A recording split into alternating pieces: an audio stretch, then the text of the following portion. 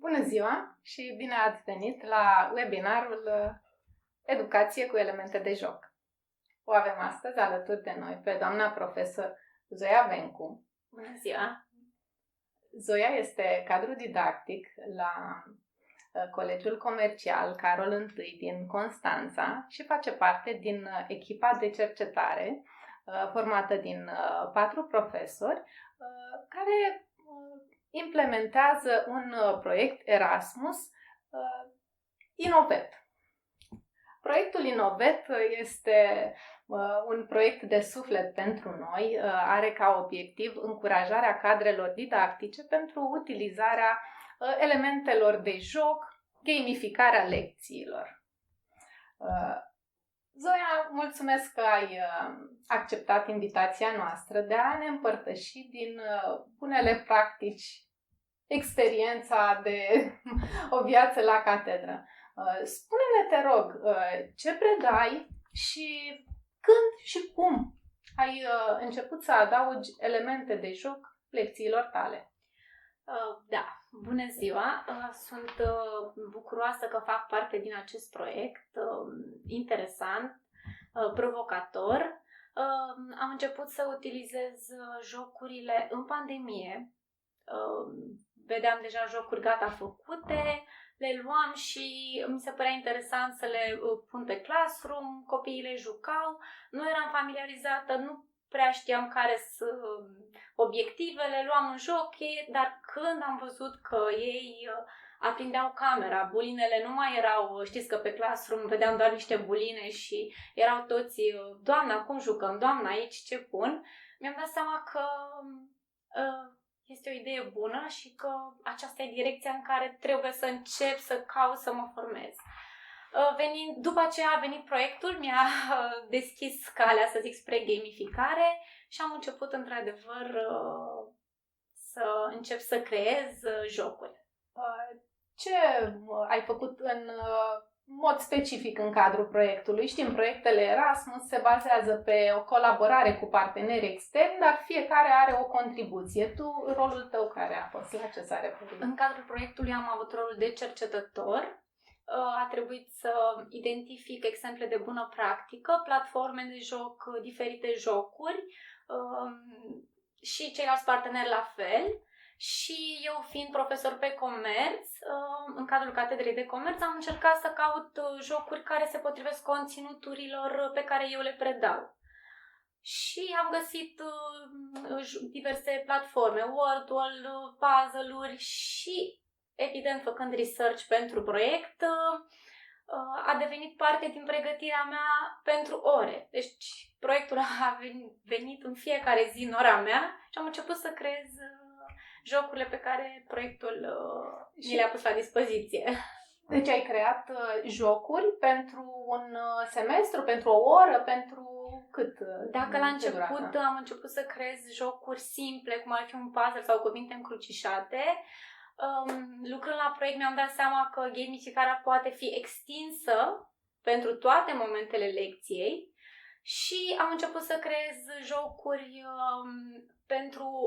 mai întâi pentru un capitol și apoi mi-am dat seama că ce-ar fi să fac pentru aproape tot anul școlar. Pentru acest curs exact, pe care l-ai deschis? Cursul pe care îl vedeți expus este Laboratorul de Afaceri sau Business Lab, are la bază programa școlară, pentru că tot ce am făcut în gamificare are o programă școlară pe care noi o respectăm.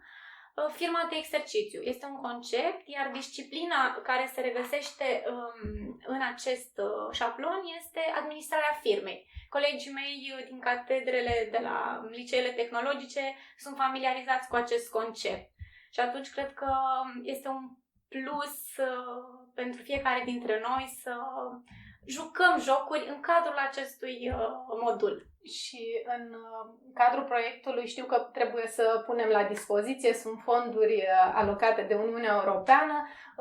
Cum le pot accesa sau unde ajung la ele? Unde sunt aceste cursuri disponibile? Aceste cursuri, șablonul făcând parte și realizându-l în cadrul proiectului cu Asociația Team for Excellence, pe platforma Training Club Edu, cursurile sunt pe Moodle, O să vă arăt Poți ca să să arăt? vedeți, evident, imediat. Da.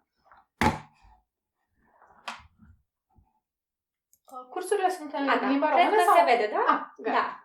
Da. Cursurile sunt pe platformă, vor fi în română, în engleză, în turcă și în italiană.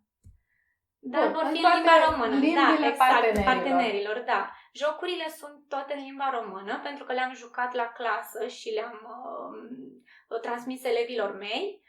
Chiar și colegilor mei de catedră, unii dintre ei au început să le folosească și pe Moodle, dacă vedeți în stânga, sunt modulele. Modulele sunt asociate capitolelor în cadrul programei școlare, iar la fiecare din module, la fiecare din capitole avem diferite lecții. În aceste jocuri, le vezi undeva încadrate într-un anumit moment al lecției sau cum le-ai prevăzut tu? Da, dacă observați, eu am început, v-am spus la început, gamificarea luând jocuri gata făcute pe care le-am introdus ca să-i stârnesc. Apoi mi-am dat seama că, de fapt, gamificarea poate să creeze la copii să participe la toată lecția.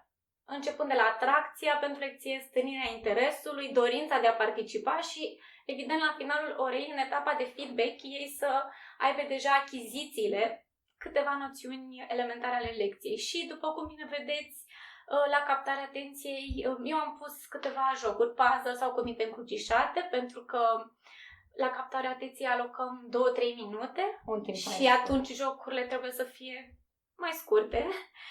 Dacă vorbim de fixare de cunoștințe sau evaluare sau un conținut mai extins, atunci putem să jucăm Vrei să fii milionar și Cursa de cai. Sunt două jocuri dinamice, interactive, poți implica mulți copii din clasă, îi pui pe echipe, jocurile se proiectează și ei au acces, sau în etapa de feedback. Acum, dacă crezi că am putea face o simulare, poți să ne arăți cum să faci o demonstrație? Da, vom face o demonstrație și așa vom vedea că și platforma Moodle funcționează și resursele sunt libere, sunt resurse educaționale deschise. O să aleg un final assessment, da? La evaluarea finală să presupunem că noi am parcurs tot cursul și elevii au parcurs cursul sau dumneavoastră vreți să dați o evaluare finală la firma de exercițiu. Și atunci accesați jocurile pe care eu le-am creat. Unul este Spânzurătoarea și o să-i dau click. Acesta este ceea ce văd elevii? Ceea ce vedeți, da, ceea ce vedem acum este ceea ce văd elevii. Pentru că platforma Learning, eu am creat în Learning Apps acest joc, elevii văd link-ul, pot juca, însă noi ca profesori, pentru a putea schimba jocul dacă nu se potrivește conținutului, va trebui să ne facem un cont. Dar aceasta este interfața pe care o văd elevii. Și îl pot juca, indiferent că este creat de tine, indiferent. Pot juca. Jocul este făcut public, este o resursă publică. Dacă vi se potrivește așa, dumneavoastră dați colegii, dau click, îl dau elevilor și... Acesta este un joc Spânzurătoarea. Da? Copiii sunt familiarizați cu jocul acesta. Ceea ce vedeți aici, tot Spânzurătoarea, este interfața profesorului. Pentru că... Am înțeles. Bun. Cum accesează copiii? Le trimitem link-ul în timpul clasei sau pot accesa și de pe platformă? Dacă Moodle-ul este prezentat în clasă, copiii îl pot accesa de pe platformă. Dacă ne dorim de pe Moodle doar un anumit joc, noi profesorii dăm un click și îl transmitem pe alte dispozitive sau pe alte platforme unde dorim noi sau îl proiectăm noi în clasă. Am înțeles. El cum îl joacă? Spânzurătoarea este la tablă sau la laptop, dacă este individual, și pur și simplu, așa cum jucăm noi, uite, simulăm, ne ia câteva minute să-l joace, este un joc, da? Documente este răspunsul aici. Bun, și să mergem pe curs, nu? Înapoi la curs. Înapoi la curs. Să vedem ce le mai puneți la dispoziție. Da, un alt joc, acesta este un joc câteva minute. Dar pentru a capta atenția și a juca toată clasa sau a-i face să fie interesați cu toții, este un joc, cursa de cai. Imediat o să dăm un click. Da. Și aici pot juca împreună? Exact. Aici pot juca împreună, da? Dacă dau click pe joacă singur, eu joacă doar cu computerul și va începe jocul, da? El începe și, vedeți că scrie jocul între player și computer. Și ei se uită, au 12 întrebări. Asta dacă vorbim de elev. Da, asta voiam să întreb și eu. De exemplu, un profesor îl folosește, dar ai spus că sunt un număr predefinit de întrebări. Dacă dorește să-l modifice, să scurteze, poate consideră că nu este timp suficient în clasă sau nu vrea să aloce atâta timp pentru că mai are și alte arii din lecție de acoperit. Da. Pot fi evitate? Da, sigur. Pentru asta eu am intrat acum în contul meu, platforma Learning Apps. Contul durează 1 minut să-ți faci cont ca profesor și o să vă arăt cum poate fi editat. Dacă am atașat în documentele mele ceea ce vedeți am creat eu, însă eu am considerat că aș putea folosi un joc pe care l-a creat colega mea. Și atunci mi-am creat cont, doamna mi-a partajat jocul, eu aici mai întâi, dacă mi-a transmis jocul, eu am putut să lucrez în el, să scurtez din întrebări sau din conținut să mai scot dacă nu este potrivit și urmăresc în aplicație ceea ce pot face. Îmi partajează, eu alcătuiesc o copie a acestui exercițiu și lucrez pe el. Pentru asta trebuie să vă arăt, nu? Te rog. Bun. Te rog. Deci creezi o copie pentru un exercițiu partajat de un alt cadru didactic. Deci v-am arătat că l-am primit de la colega mea. Eu am aici prelucrează exercițiu și voi intra și aici, după cum vedeți, eu pot modifica. Spre exemplu, doamna are, mi se pare mie, poate prea puține întrebări sau prea multe. Și atunci vin și șterg din ele. Eu șterg din ele sau modific, spre exemplu, printr-o ascultare și aici vreau să modific, da? Pun altceva sau toate variantele sunt corecte. Și la final, mai citesc o dată, sunt de acord cu ce am creat, dau salvează exercițiu. Și ce este interesant, mie mi-a rămas atât jocul, o să intru iar în jocurile mele, am atât jocul de la colega mea, vedeți că îi scrie numele dânsei, că nu este al meu, pe care pot să-l joc la o clasă unde se potrivește, iar la o altă clasă unde am poate copii mai slabi sau copii mai bine pregătiți, am jocul creat de mine. Excelent! Ceea ce ne ușurează munca.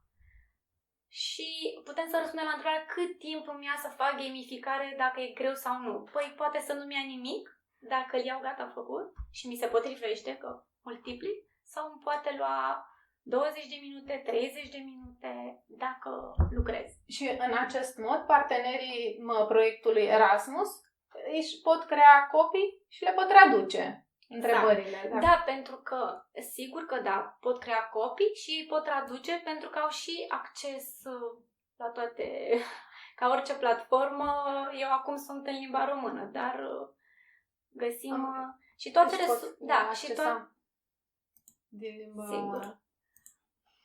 Da. Mulțumim foarte mult pentru că ne-ai împărtășit din experiență, din exercițiile create. Știu că este solicitant să creezi jocuri pentru fiecare etapă a lecției și partajarea lor este un aspect foarte important, pentru că le dăm colegilor, le pot multiplica, le pot modifica, adapta în funcție de necesități. Cum vedeți la clasă cuantificarea rezultatelor, implicarea? Cum putem să îi notăm? Avem un grafic al rezultatelor sau în ce mod putem să ținem cont de rezultatele copiilor, elevilor în nota finală? Eu vă voi spune cum fac, pentru că mi-este greu să vă spun cum să facă ceilalți colegi. Fiecare își face un sistem propriu de evaluare sau de notare. Eu cuantific gamificarea.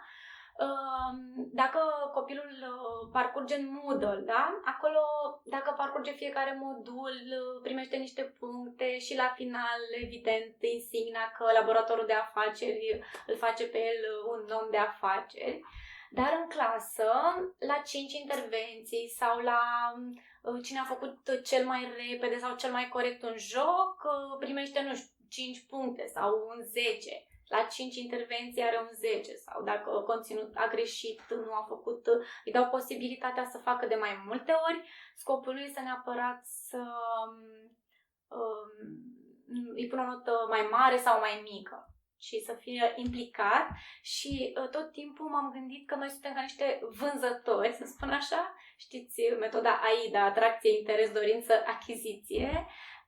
Așa văd eu gamificarea la clasele la care le aplic eu. Mai întâi îi atrag, apoi le stârnesc interesul, apoi apare dorința să învețe și la final este important că se produce învățarea. Evident, va trebui să-i și evaluez și v-am zis, este o grilă personală.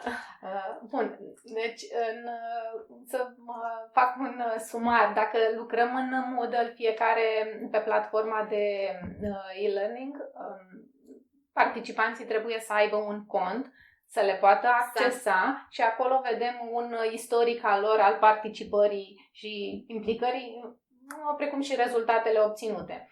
Dacă îl jucăm și doar le share-uim link-ul din resursele externe prezentate pe Learning Apps, acolo nu este necesară crearea de cont de către copii. Pot fi jucate fără a avea cont individual. Da, exact. Bun. Deci nu au cont individual, nu avem istoricul lor, dar prin observație la clasă. Da, eu îmi doresc să folosesc și copiii cu care lucrez să folosească și Moodle și șablonul, pentru că este o alternativă adaptată realității în care trăim. Așa o consider eu. Da, într-adevăr, trebuie să ne adaptăm. Este una dintre calitățile cele mai importante într-o lume în continuă schimbare, adaptabilitatea. Spune-ne, te rog, dacă dorești să recomanzi ceva cadrelor didactice care ar putea să se uite la noi, având în vedere experiența multă. Dacă n-am încercat, le recomand să încerce pentru prima dată un joc deja elaborat, care e o resursă publică, să observe comportamentul elevilor, dacă se schimbă sau se întâmplă ceva, dacă le stârnesc interesul, și apoi să încerce să creeze, prima dată poate să-și facă conturi, să creeze ceva simplu și sfătuie să fie curioși, să joace mai întâi ei jocul, să vadă cât timp le ia, pentru că în clasă când te duci cu un joc, încep foarte multe întrebări. Doamna, cum? Unde? Și dacă... Cred că e bine să știm să le spunem. Iar eu personal așa am făcut. Am creat, am jucat eu, am văzut ce pot să îmbunătățesc, dacă e potrivit clasei mele sau nu. Și ar trebui să fie curioși și să-și dorească să facă o schimbare, dacă e cazul. Dacă funcționează lucrurile foarte bine... Da. Mulțumim frumos! Mai spune-ne odată unde pot găsi ascultătorii resursele create în cadrul proiectului. Da, resursele create în cadrul proiectului. Prima dată să intre pe Moodle și pe Training Club Edu și să facă cele două cursuri, că veți vedea, sunt mai multe. Și Aici, cred că vedeți, da, sunt postate pe cele două site-uri, Innovet pe Training Club EU și dați click pe Innovet și pe cursuri Training Club, laboratorul de afaceri despre care vă spuneam, Business Lab.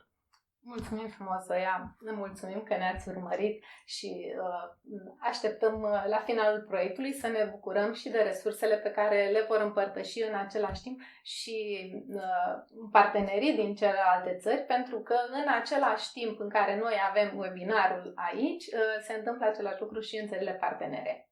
Da, eu vă mulțumesc că experiența aceasta, că am putut de fapt să fac parte din această experiență, care are un rol hotărător în viața mea de cadru didactic. Îți dorim succes în continuare. Mulțumesc!